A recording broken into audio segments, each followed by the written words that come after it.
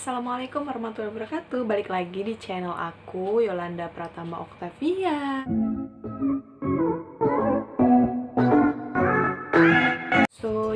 Di video kali ini aku bakalan sharing ke kalian semua bagaimana cara aku kemarin mengurus berkas-berkas untuk acara pernikahan aku. Oke, kita mulai dari awal ya, dari lamaran. Acara lamaran itu tanggal 14 Agustus tahun 2019. Nah, setelah acara lamaran, aku dengan calon suami aku waktu itu memang berencana dan bersepakat buat ngurus berkas-berkas itu secepat mungkin supaya kita mengantisipasi apabila terjadi kesalahan-kesalahan yang kita nggak bisa handle di waktu yang mepet. Jadi setelah lamaran, aku langsung buat surat pengantar buat dibawa ke kelurahan. Surat pengantar itu dibikin oleh ketua RT setempat. Jadi bulan November aku udah bikin surat pengantar dari kelurahan, dan suami aku juga kebetulan dia berasal dari luar kota aku, dia berada di kabupaten, jadi dia juga bikin surat pengantar dari RT dia di sana. Setelah surat pengantar dari RT itu jadi, rencananya kan aku mau langsung ke kelurahan, tapi setelah aku sama calon suami aku pikir kayaknya lebih baik kita ke puskesmas dulu kan buat suntik tete, takutnya pas kita ke kelurahan nanti diminta bukti kita udah suntik tete. Pada di bulan November itu juga, tapi di tanggal yang berbeda. Jadi aku pergi ke puskesmas sendiri dikarenakan waktu itu calon suami aku kan dia kan kerjanya di tempat tinggal dia di kabupaten yang berbeda.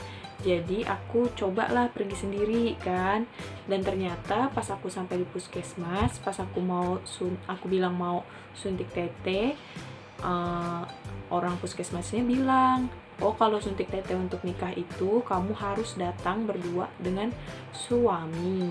Nah, jadi buat teman-teman yang nggak tahu, suntik tete itu adalah sebagai sistem kekebalan tubuh kita, karena nanti kita kan bakalan jadi calon ibu. Nah, jadi calon ibu itu kita harus sehat dan kita nggak boleh sakit gitu kan. Jadi kita harus disuntik tete. Nah, suntik tete ini memang khusus untuk yang catin perempuan aja, yang laki-laki enggak. Nah, kenapa calon laki-lakinya juga disuruh datang? Karena nanti kita bakalan dapat penyuluhan dan pemeriksaan dari puskesmas. Pemeriksaannya itu apa aja? Semuanya kita diperiksa, mulai dari kesehatan gigi, kesehatan darah, apakah kita punya penyakit menular atau tidak. Terus kita bakalan diperiksa berat badan, tinggi badan, lingkar lengan, dan lain sebagainya, tensi. Terutama kita ya sebagai yang calon pengantin perempuan, nanti kita bakalan, kalau misalnya tensi kita rendah atau apa, nanti kita bakalan dikasih obat dari puskesmas, dan kita bakalan dikasih penjelasan kenapa perempuan itu harus sehat. Begitu teman-teman. Nah, habis suntik tete, nanti kan kita bakalan dapat tuh kartu kayak gini. Nah, ini ya kartunya ya. Ini kartu kayak gini, terus sama kayak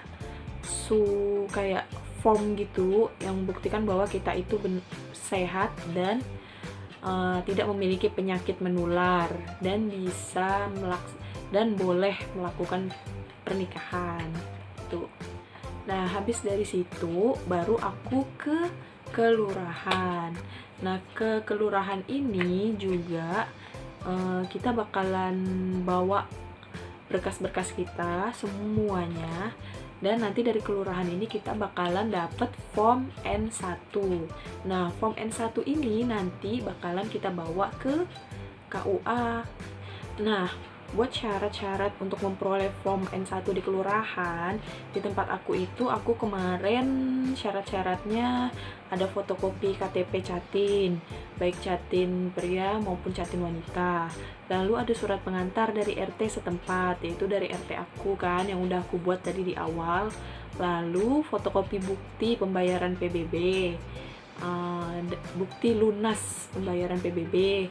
Lalu ada surat pernyataan bahwa belum menikah. Surat pernyataan belum menikah ini nanti dikasih langsung dari kantor lurahnya, nanti kita isi di sana, terus kita tanda tangan pakai materai. Jadi teman-teman harus siapkan materai. Lalu pas foto yang dipakai itu pas foto 3x4 1 buah. Latarnya bebas mau warna apa aja.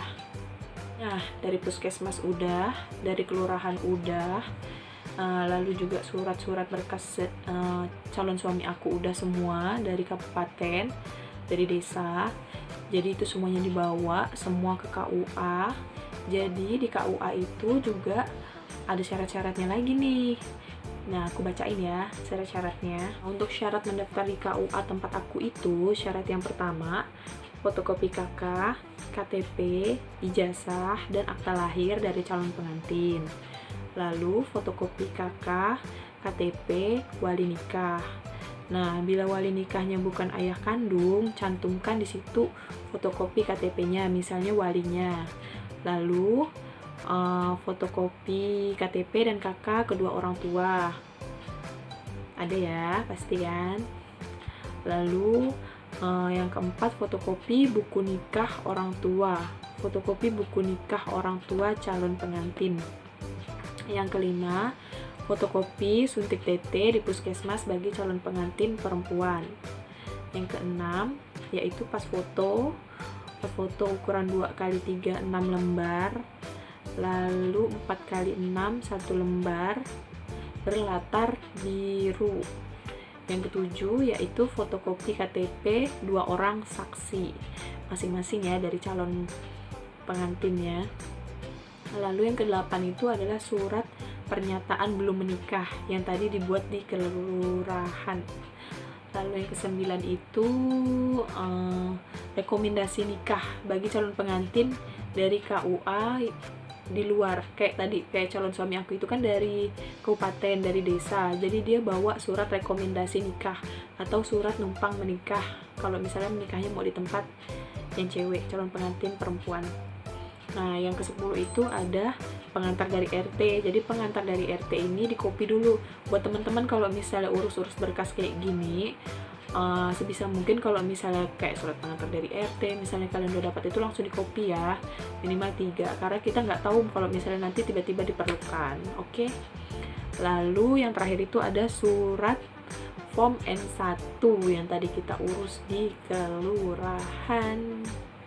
Nah, buat teman-teman yang belum tahu, kalau misalnya mau urus berkas itu, kita harus H-3 bulan dari acara akad kita. Karena kalau misalnya kita ngurusnya masih terlalu awal juga, itu nggak bisa. Karena berkas kita itu nanti bakalan expired dan nggak bisa dipakai. Terus bakalan bikin dari ulang lagi deh, kan sayang, kan capek, mubazir. Jadi kalian sebisa mungkin bikinnya H-3 bulan ataupun H-2 bulan sebelum akad, seperti itu.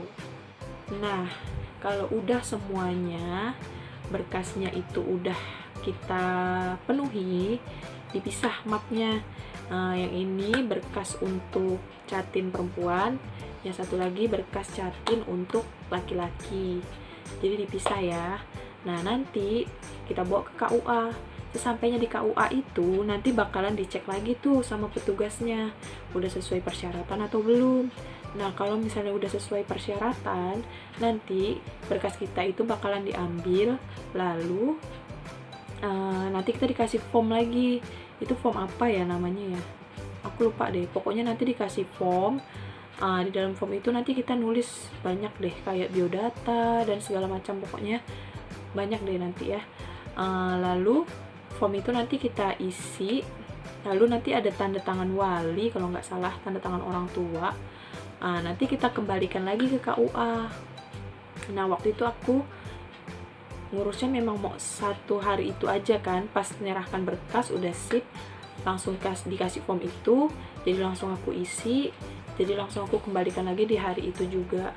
Nah, ternyata pas mengembalikan form itu, nanti kita bakalan dipanggil tuh. Ternyata kita bakalan dipanggil sama penghulunya buat ditanya-tanya bukan penghulu yang pas kita nikah sih, cuma memang dari pihak KUA-nya itu mau mengkonfirmasi. Jadi kita bakalan ditanya-tanya gitu, kamu di sini tinggal dengan siapa, orang tua kandungnya siapa, di mana, dan terus juga nama-nama di KK, KTP, dan akte itu semuanya harus sama, nggak boleh ada yang beda. Kalau misalnya ada yang beda sebisa mungkin diurus dari awal ya teman-teman. Nah, setelah hasil wawancaranya itu udah sip dan fix, lalu Pak Penghulunya itu bakalan nentuin kapan kita bisa ikut BP4. Nah, BP4 itu diselenggarakan 1 bulan sebelum acara akad. Jadi BP4 itu adalah Badan Penasehatan Pembinaan dan Pelestarian Perkawinan. Jadi sebelum kita nikah, kita dapat penyuluhan lagi dari KUA. Begitu teman-teman. Nah, jadi nanti H- sebulan itu kita bakalan ikut penyuluhan. Nah, setelah kita ikut penyuluhan, di penyuluhan itu kita bakalan diajarin buat yang laki-laki gimana nanti kita akadnya, terus biar nggak grogi gimana, terus gimana cara mandi bersihnya, terus kita dapat penyuluhan lagi dari puskesmas pas BP4 itu. Pokoknya banyak deh.